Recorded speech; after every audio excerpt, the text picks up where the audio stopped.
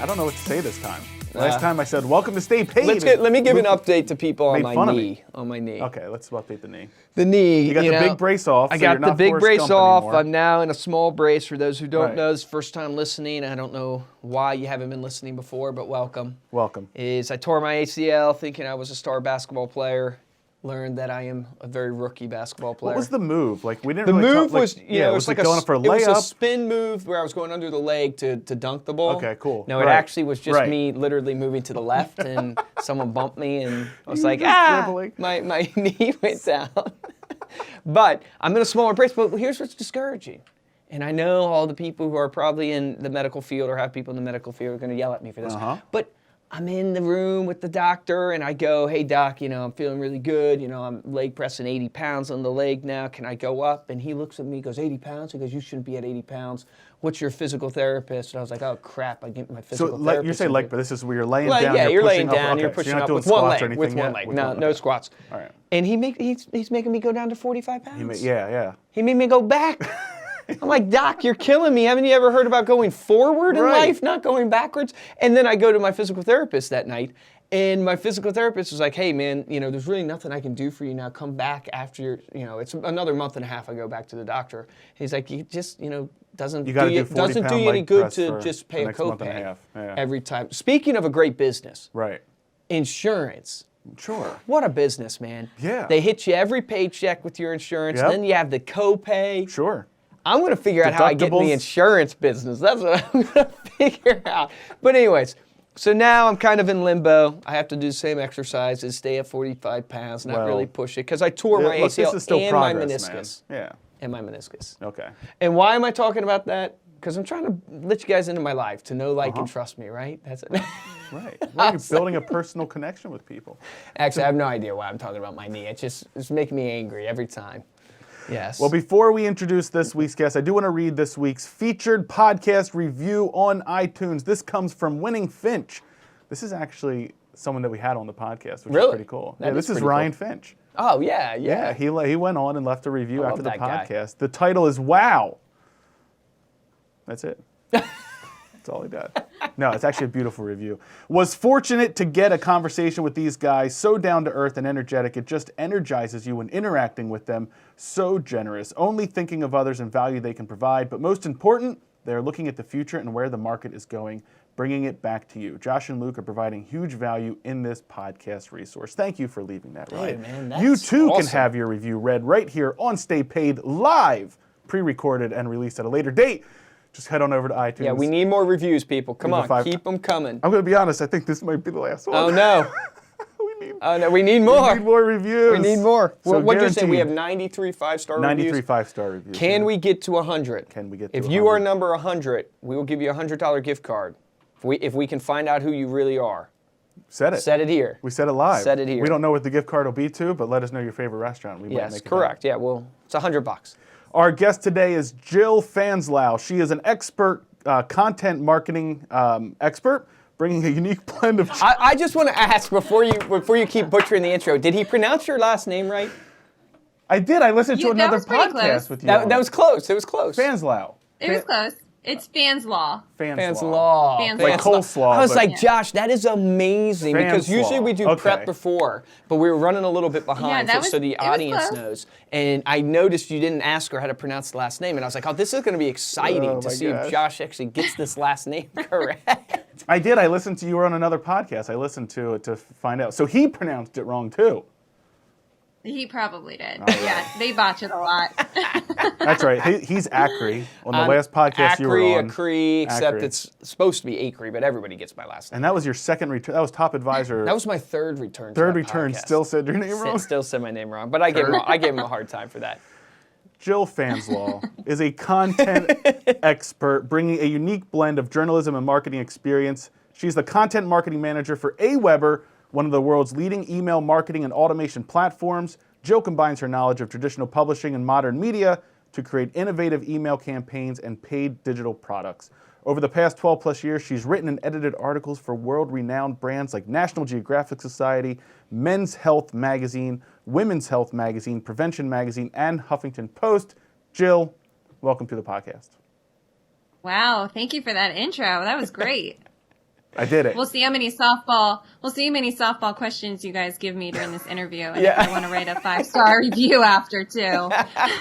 Yeah, we have to give you softball questions now. We need another 5-star review. Now, Jill, I'm excited. Let me hit a couple home runs and then we'll I'll see see about that 5-star. It's like bribery or something. I'm excited to have you on because email is like, it's really hard to cut through the noise today with email, but it's still a great marketing strategy. So when I'm coaching our clients, like email marketing, you should be doing. Like if you're not doing it, it's so cost effective to do. You can read all the stats on it, but it's like $42 earned in return on every dollar you spend or something. Is like one of the stats out there. Yeah, I mean, I know it's outrageous. It's like, I mean, great return, but it's so hard to cut through the noise. And I'm telling you guys, a lot of you aren't going to sell probably to executives because you're doing real estate, financial advising. Well, financial advisors, you're probably trying to reach executives, so I should take that back. But I get so many emails a day. I am telling you, I mean, I'm not exaggerating when I say there's probably 150 emails a day. Yeah, easily emails, but then I'm talking about just plain sales emails. Right. Probably 15 to 20 a day. Yep. Like sales outreach emails to me and every trick under the sun. And so I really am curious to get your take on how do you cut through the noise with email? You know, we're really heavy focused here on, it's all about relationships. So how do you do email marketing well, like automated email marketing, but still keep the authenticity of relationships? So I'm excited about this podcast to pick your brain of how do you go about, you know, like how do you do this type of stuff? What's your opinion on it? But I just want you to take just a few seconds and introduce yourself to the audience. Like let them know your story, how you got to Aweber, what Aweber's all about, and then let's dive into this topic of email and how to make it successful. Yeah, sure. So again, I'm Jill Fanslau. I graduated college with a print journalism degree right when newspapers were declining and we're seeing, you know, triple-digit drops in ad revenue. Great choice. My mom was like, great, I'm glad I spent all this money on your education. You should have done business. So I quickly saw the writing on the wall and I pivoted. I got a job at National Geographic Society, which was amazing, but I was working for one of their print publications. And then I went to grad school at night for digital journalism. Web logs or blogs were just becoming a thing at this point. So, you know, I kind of dove into the social media, digital journalism, paid advertising side of things because I wanted to be super well-rounded. Came out of grad school, left National Geographic, and went over to Men's Health, where I worked primarily on the website. Started there as a senior editor, and then, you know, worked for a long time and became the fitness director there. I'll never forget saying to my boss who, you know, I was talking to him, and he's like, what do you want to do here? What's your goal? And I was like, I want to be fitness director. And I go, but I'm a female. That's probably never going to happen. I might have to jump over to women's health. And he goes, I do not care if you are purple, green, male, or female. That's if you awesome. are the best person for the job, you get the job. So the next thing I knew, I was fitness director of the website. And then I became director of the website. Wow. Did a lot of, at this point, journalism was journalism, but also marketing. That you couldn't separate the two. You had to be creating great content that was not only educational, but you also had to be selling products and services at the same time. So you had to build this trust with your viewers. You had to be creating content that was going across multiple distribution channels. So I got to learn so much at that point. You know, data was driving us, impressions, traffic, click-through, open rates, all of that. Because again, we were creating content not just for the website, but for email, video, YouTube, social media, everything. We were splicing and dicing content as much as we could. And it was so great to have all this data at your fingertips because when I was, you know, back when I was getting my degree in print journalism, you were kind of separated from the data. Ethically, to be a good journalist, you didn't want to worry about the data. You just had to create great stories. Right. But I think that was also part of the downfall of journalism as well. So journalism gave me this great, you know, expert research, you know, finding out when things are statistically significant, all of that background, but then also being able to use that background in my current state of marketing and digital journalism was super helpful.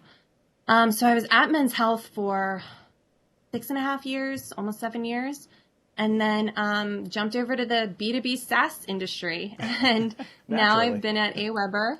Yeah, quite a shift. But I was up for a new challenge. I kind of wanted to try some new stuff, and I kind of wanted to get out of publishing for a little bit, to be completely honest, too.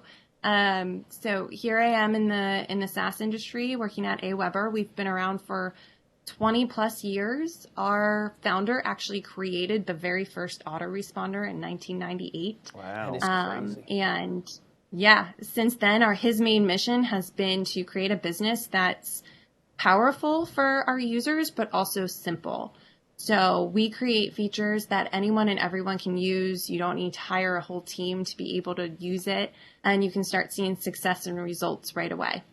So yeah, it's been an exciting journey up to this point, and I'm really, really excited to talk to you guys about email. Now, that's an incredible story. I didn't realize that in your background about being the director of fitness there. That is incredible. Yeah. And an incredible leader, too. I think that's just incredible. It's just hiring the best person for the job. That's just awesome. Great mentor, great boss. So walk us through, because obviously you have such a unique perspective on this, because you come from the content side and writing great content that attracts attention, that attracts people that want to look at it and all this, which is such a huge part of great email marketing, because it's all about getting people's attention and getting them to take action on whatever you're pushing message-wise in that email.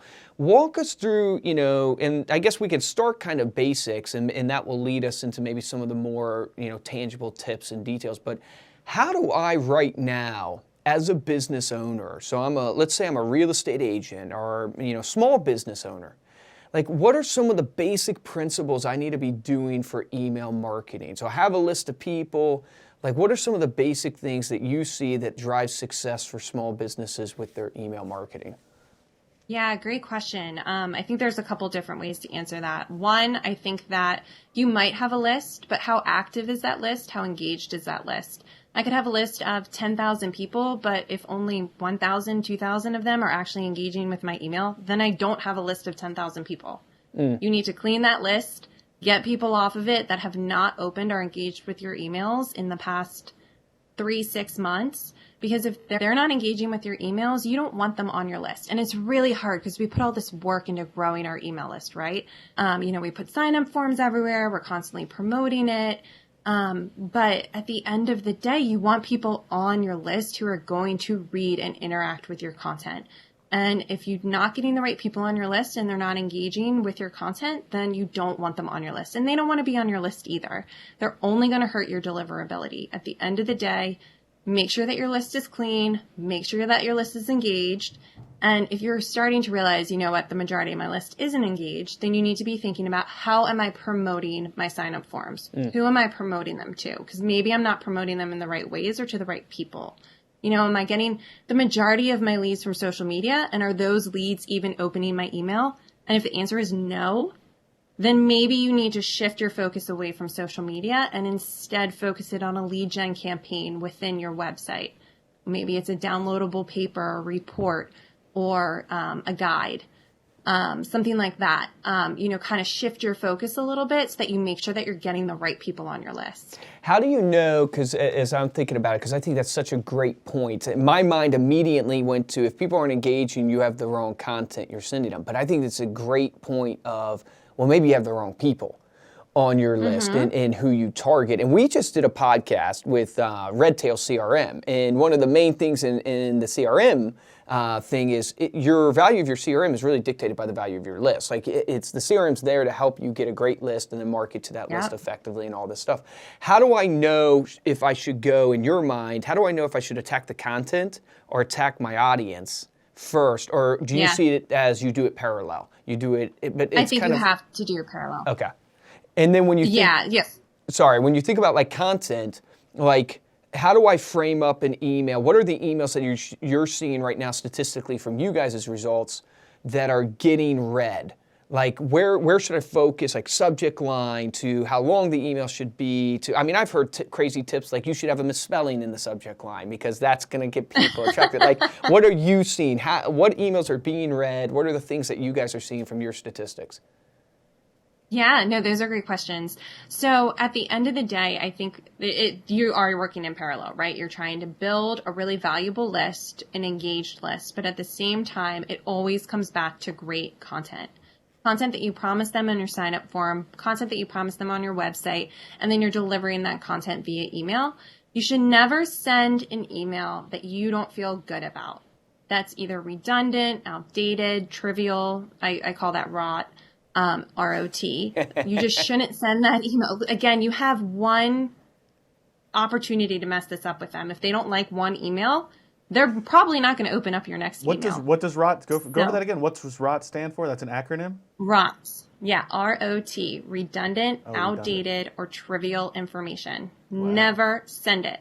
If I can go onto Google and find the information that you're going to send me right away, then don't send it to me. That's very interesting. Send me something that's curated and valuable and that would take me hours to go find. Sure, send me that. But don't send me something that I can go and find that 1,000 other people have also already done as well. Think about putting your unique twist on it. What sets you apart from the competition? And that's what keeps people opening your emails. That's what keeps people coming back. The second that you send them something that they're not interested in, or that they can tell that there was no time investment in it, then they're no longer invested in you. So again, I think that, great content is a must. It always has to be there. I also think that you need to look at the tone and the voice of your email. Are you talking to them in a way that reflects your brand? And then when they go to your website, is it reflected there? You kind of want to create this cohesive experience for them, right? From email to website to social media. You don't want them to feel like you're, bait and switch, right? When they go from one platform to then opening your email. So try to create a personality, try to create a tone and voice for your brand as well. And that can really help get people opening emails. Now, in terms of what's working and what's not, we actually did a full original research project. I need to pull up a bunch of the stats here, but we kind of looked at 100 different influencers in the email marketing sphere. And we looked at what they were doing and what was working for them. So we found that on average, emails were around 400 words. We found that they take about 3 minutes to read. 6% of subject lines had emojis in them. And 60% of emails use sentence case capitalization. So the first letter of your subject line was capitalized. Everything else was lowercase. 6% used all lowercase. But you could take that advice and flip it, right? You could say, okay, so all of these industry experts, I can take the average of what they're doing and mimic them. Or I can do exactly what the opposite of the majority of them are doing so that I stand out in the inbox. So if most of them are sending subject lines around 44 characters long, I'm going to send one that's 10 characters long. And my subject line will be the shortest one in the inbox. And that immediately catches people's attention. You've got people like Ann Handley. She's an author. She's the co-founder of Marketing Profs. Yeah. She sends, I think it's 1,100 word bi-monthly email newsletter. Okay. And it is my favorite email newsletter to read. Right. And it's 1,100 words. So again, I think it depends on your audience. I think you have to do a lot of testing to figure out what works for your audience and what they hate. Don't be afraid to split test different elements, to try different things.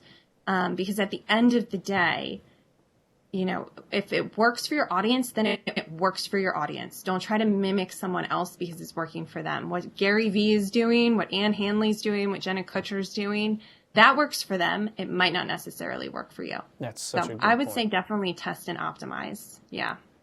So when you look at like the emails and I'm sure you guys have probably clients that are small business clients, right? So you have real estate agents, financial advisors. One of the main ways they use email is as a touch point for their client base.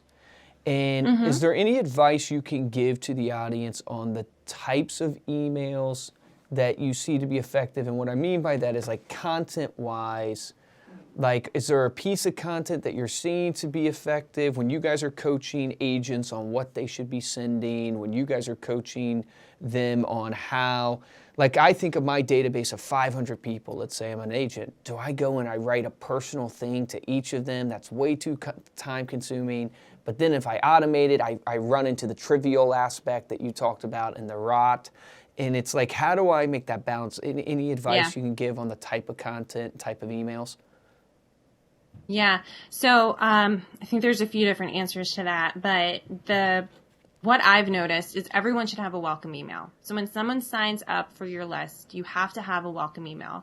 And that welcome email can be, hi, thanks for joining me. It should be in your tone of voice. It should reflect your brand, and it should tell them what they can expect from being on your email list. So you're setting a foundation of trust with them. You're building that relationship and you're setting it off on the right foot. You can send them a curated list of articles that you like. You can send them your, most frequented website pages or blog posts. You can send them a free download, a free template, a coupon, whatever you want. I would give them a little value in that welcome email. Welcome emails are always open. They have like 80% open rates. Really? I didn't know that. That's really interesting. Mm-hmm. Yeah. And again, it's just a good way to start off a conversation, right? Because that's what email is. It's a conversation. It's a discussion. You can use it like you have a megaphone and you're screaming into a room and you're not listening, or you can use it as a discussion. So I always say steer towards the latter. Try to create a foundation right off the bat of trust, of friendliness, of, I'm giving you value. I'm not expecting anything in return at this point. Anytime you can sprinkle in a little value is great because, again, psychologically, people love value. When it's time for you to ask for something in return, people are much more likely to do it, to either buy your service, buy your product, refer a friend, when you've given them something first. So you should always sprinkle in value when you can. And I'm not talking about creating an ebook from scratch or anything like that. Repurpose what you already have. It could be a tip of a day, something like that. Other things, you were talking about personalization. I think personalization can be done in really unique ways so that you're taking an automated email, but it feels more personalized. So you could set up a few different paths, right? From a sign-up form, if someone says, real estate, I'm looking for X, someone else is looking for Y. You can have two different automated campaigns that, are personalized to those two different tracks, and then send them content based off of those tracks. So that you're not just sending the same content to your whole group of people. That'd be another way that you could do it too, kind of segmenting off of the sign-up form and the questions that you're asking within that sign-up form too. That's something that I highly recommend in a way of personalization outside of just my first name.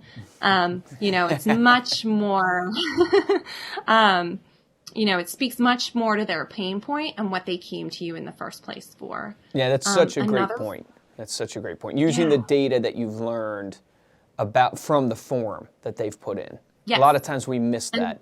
We miss that point, that you learn so much from the form they put in, especially in real estate. What they're searching for home-wise tells you so much about them as a person. Right. Or even if it's a buyer, if you're collecting the fact that they're a buyer or seller, your content should be geared towards that person's journey, not general. Right. Exactly. And we can do that with email now, and it doesn't have to be complicated. Mm-hmm. Like, that's the greatest thing about it is like segmentation, tagging, behavioral-based automation. Like, those are all big words, but when you get into the platform, it's actually really simple to set up. And you can be really smart about it in a really uncomplicated way. It doesn't have to be overwhelming. Another email that I would say that everyone should include at some point within even an automated journey or just send as a broadcast, you should probably do it at least once a quarter, is a question email. Ask your audience what they want from you. Ask them what they need. Say, am I giving you what you want? Is there something I'm missing? What's your goal for this upcoming year? Ask them a question.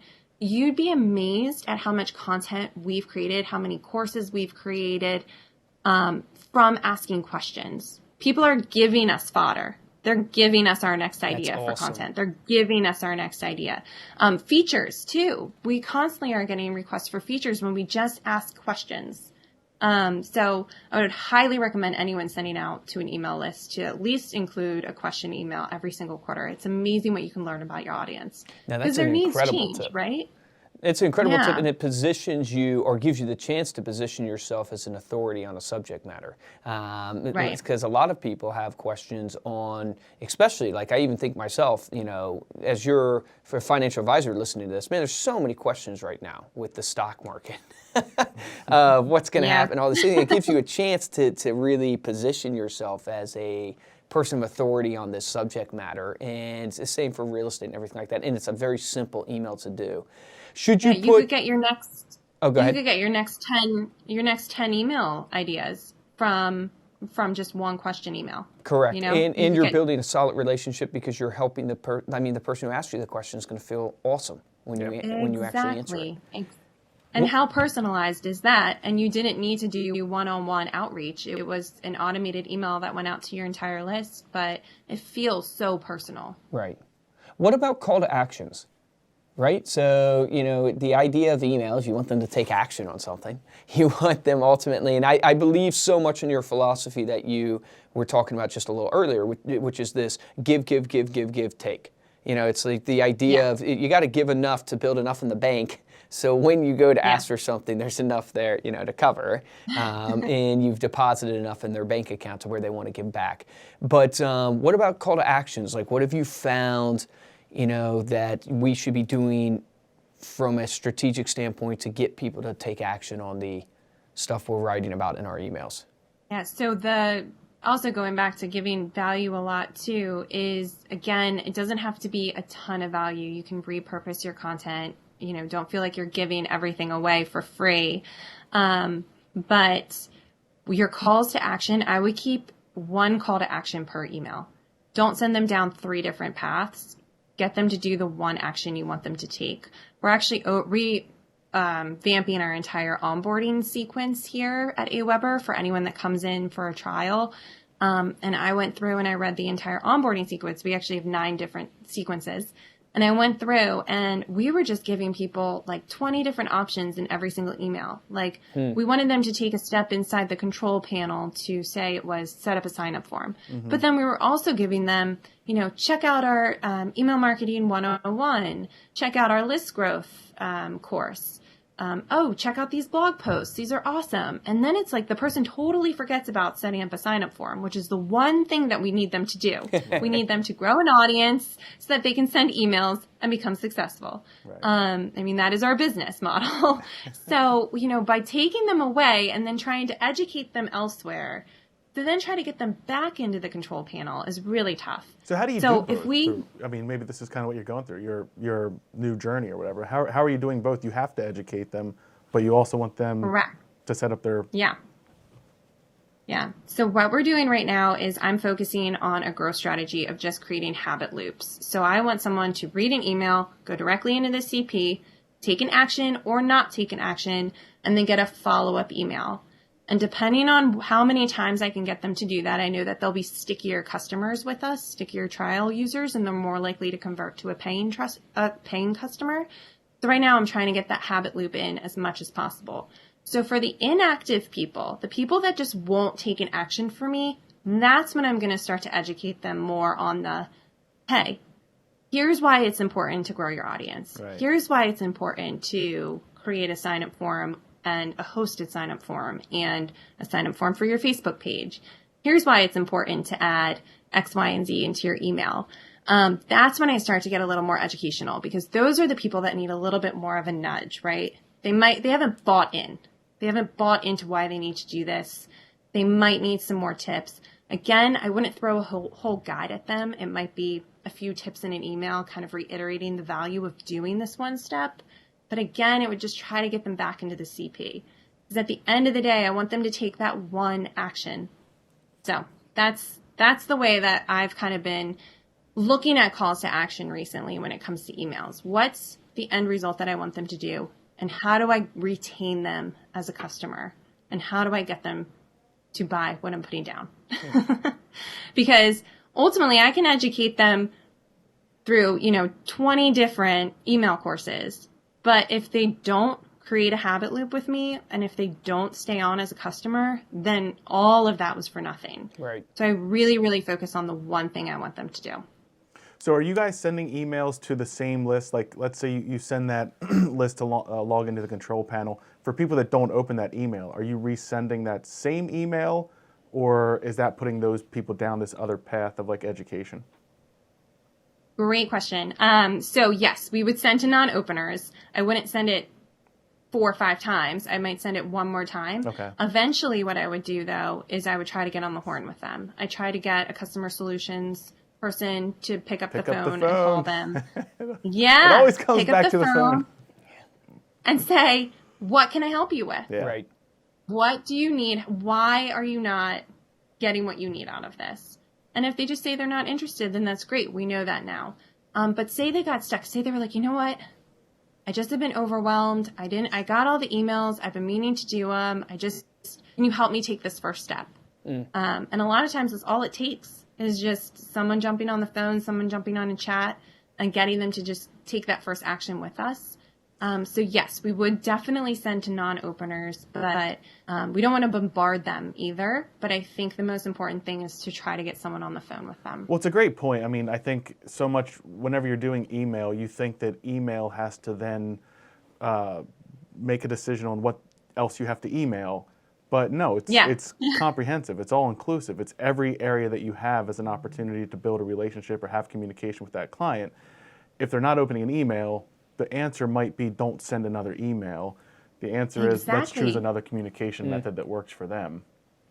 Yep. And we're constantly qualifying our leads as well. Like whenever we get a lead in, say it's through a nurture campaign or a lead gen campaign, so we have, these free email courses. We'll ask them questions when they sign up, and we'll know where they are in their journey. That we know, like, say they have a list of 300,000 people, we're not going to send them our list growth course. We're going to accelerate the pipeline to sales. We're going to try to get our sales team to close a high volume account. Mm-hmm. So, if it's someone with 0 subscribers and they've signed up for, an email marketing 101 course, then we know we have some time, right? We have some time to work with them before we can convert them to trial, before they go through onboarding. And we might put a couple other things in front of them before we can convert them. So, I think qualifying your leads is really important as well, kind of knowing where each person is on their journey so that you're not overwhelming them, you're not inundating them, but you're also not holding them back too. They have a list of 300,000 people. Get them to sales, get them to close the deal, and get them in, and let them find success with us as soon as possible. Yeah. So a lot of the people, I know we're talking about writing the emails, writing the content. A lot of our listeners, they're not necessarily writers. Do you have any copywriting tips or any writing tips in general that we can just kind of plant into people's, plant the seeds in people's heads and kind of spark some inspiration there? Yeah, I have lots of copywriting tips. We actually, one of the biggest questions that we get is, I just don't know what to write in my emails. Right. Like, I just have no idea. I always say that there's like 5 to 7 emails that you should always automate. Your welcome email, a story email, kind of your backstory or your business backstory, like why you guys got started, what sets you apart in the industry and why you're a thought leader in the industry and an authority in it. There's a value email, again, giving people some extra stuff for free that they weren't expecting from you. Again, it's psychological. You want to give them something before you ask them for something. There's an agitation email where their biggest pain point and you kind of rub salt in that wound a little bit, and then you hand them the solution, which is ultimately your product or your service. And then there's the case study proof email. People who have found success with you. People who've bought a home and now lived in it for 20 years. People who went through 3 other real estate agents and were with you for 6 weeks and found their dream home. Whatever awesome. It is, you need case studies, you need reviews, you need 5-star ratings. You need all of that, and you can package that into an email, because that can help people get over the hump if they're trying to make a decision to work with you or not. Yeah. And then ultimately, I already talked about this, but the question email. You should always be sending that. at all times every quarter, just have that ready to go, because you can learn so much and you can tweak what you're already doing. Now, I know that doesn't necessarily help with how to write those emails. It's kind of just content topics. But those were phenomenal ideas. Yeah. It actually made me go, hey, we need those emails. Wait, this is not. I like this. I'm learning a lot here. I'm taking notes for myself. You said tangible, so I'm bringing the tips. But yeah, in terms of what to write, we actually offer it's a what to write in your emails course, because we created this because it was such a big pain point for our audience. And you get a full booklet of email templates, fill in the blank templates, that you can just copy and paste, upload, and then fill in with your own content, tweak it here and there. It gives you a good framework. And again, that's for the welcome email. It's for a bunch of different emails that you might need to use. So we have those templates available. We also have automated campaigns that you can just upload into your Aweber account. So we have a welcome campaign that, again, is just fill in the blank. It's already uploaded in your account when you start, and you just fill in the blanks. We have a couple other of those automated campaigns as well that you can upload into your account to get started, because we know that's a pain point for everyone, right? Like, I love writing, but a lot of people don't love writing. Right. Or they don't even know. They're like, I have this audience that I can talk to, but I don't know what to say. Yeah. Right. So I get it. It's tough. But again, I think the question email gives you fodder.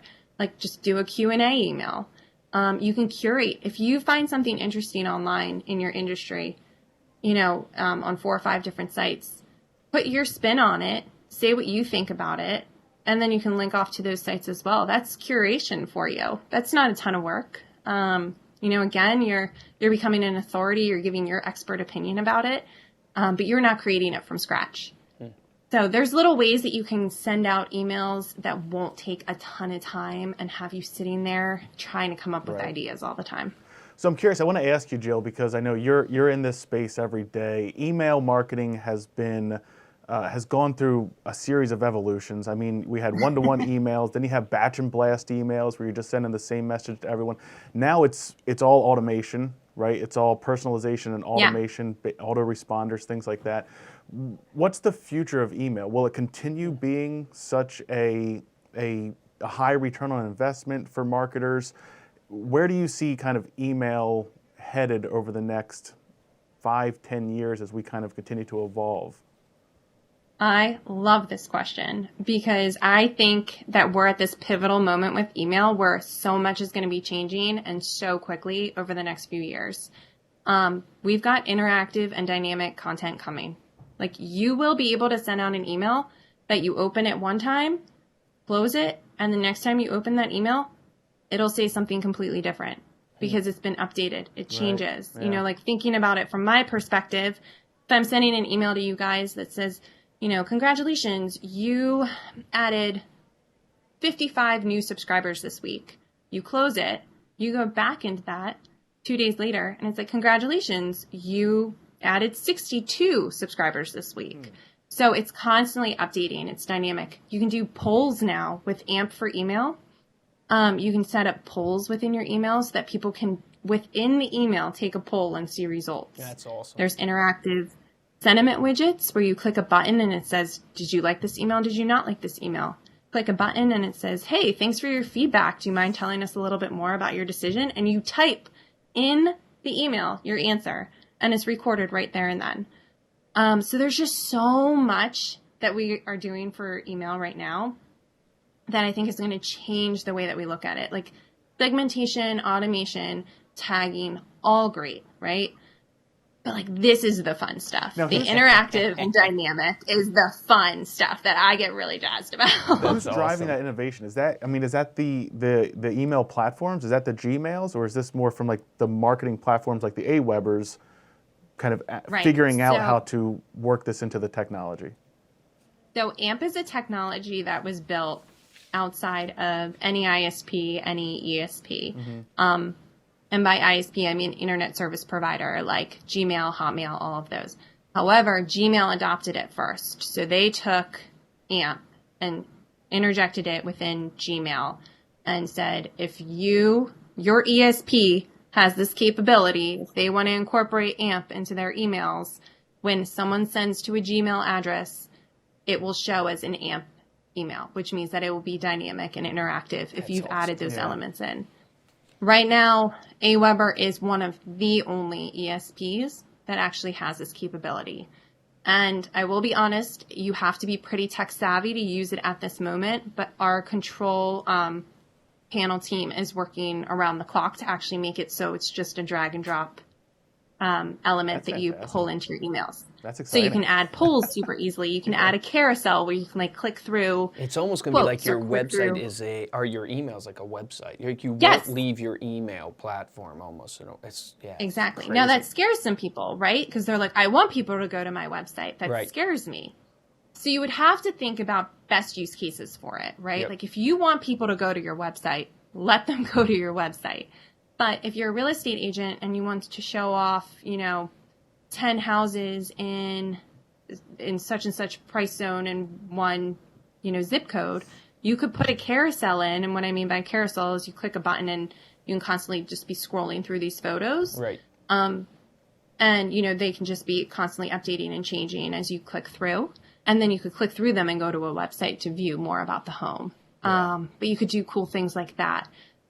So we're working really hard right now to try to get those elements as easy as possible into emails for people. And right now, Gmail is the only ISP that supports this, but I can't imagine it being only Gmail forever. No, that's definitely. I think we're on the precipice of some really cool stuff. Yeah. Well, to me, it's always it's you might want people to go to your website, and of course you want to try and drive traffic to that, but it's creating the experience for the people where they want to have it. So if that's email and you're putting in those elements that will continue to add value to them and provide you value as a business, that's really what it's all about. It's giving the end user that option. Yeah. Yeah, and think about conversion paths too. Yeah. The more clicks someone has to take to get somewhere, the more likely you are that you're going to lose them. Yeah. So, for instance, going back to the question email, say, if you can just embed the form within your email that says, write your question below, and I'll get it, and I read every response, and they can just type right there in the email instead of having to click out, go to your website, wait for that to load, pull up a survey gizmo or something where now they're trying to write in that. If they could just do it right there and then while they're in their inbox on their mobile phone or on their desktop, it makes it so much easier. That's awesome. Well, thank you so much for being here, Jill, and sharing those tips. Yeah. Before we close out, how can people learn more about Aweber? How can they connect with you? Yeah, so they can go to aweber.com. They can also check out blog.aweber.com. That's where we have a lot of our educational content. You'll see some of the lead gen campaigns I was talking about in there as well. You can follow me on Twitter, Jill Fanslau. I'm not super active, but I am constantly on there reading through stuff. So you can always send me a direct message too if you're interested in more information. Yeah, awesome. Well, thanks for coming on. I gotta ask Jill, because I told her before the show, I said, what would you go back and ask younger Jill? And she goes, I have so much I would share that. I gotta ask that question. I want to know, what would you go back? This is a question we ask, a lot of the people that come on the show stay paid. What would you go back? What advice would you give to younger Jill, knowing what you know now? Because you have had such a unique career in a way, starting out in writing, and now you're still in writing, but now it's, obviously you're doing content marketing. And what would you go back and what advice would you give? So my first piece of advice to my younger self would be, don't use Sun-In.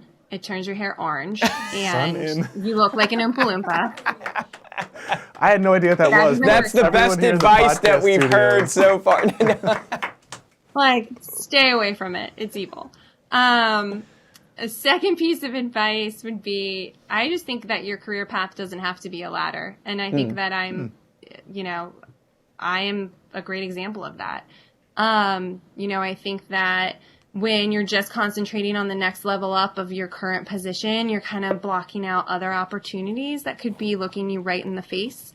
I could have stayed on the editor path at Men's Health, but, I talked to my mentor and boss and said, I want to be in the fitness side. And that's what led me up to director of Men's Health one day.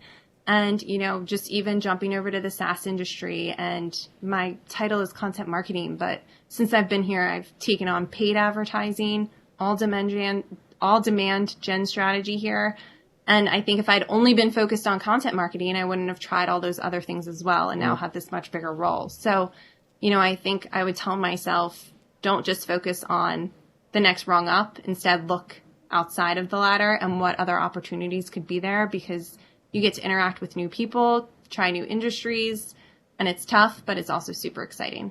Yeah, that's incredible. That's great advice. Well, thank you again so much for being here, Jill. And thank you all for listening. To dive deeper into this episode and to get all the resources and links we mentioned, go to staypaidpodcast.com for the show notes. And while there, you can also find our videos for all of our episodes. If you're interested in supporting the show, there are 2 ways that we ask you to do that. First way is to rate us 5 stars on iTunes and to leave a comment. Mention at the beginning of the show. We're running a little low in reviews, guys. But Jill's going to leave a 5-star review. It's going to be fantastic. Gave Jill some softball. She's going to leave us a 5-star That's called review. like assuming the close, Hey, if we can get every guest to leave it. a review, we'll never run out of reviews. We just read that last guest every time. Best way to give back is to tell a friend about the show, share on social media. Remember, sharing is caring, and we care about you, our listeners. That's why we share these interviews with industry leaders like Jill every week, every Monday for free, because we care. If you want to return the favor, share this episode with just one person this week. Send them an email. Ooh. Yes. Ooh.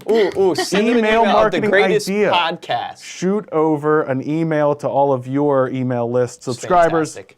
about your Josh, favorite that's episode. why we have you around, man. You think of those ideas. Thinking I about love this. all the time.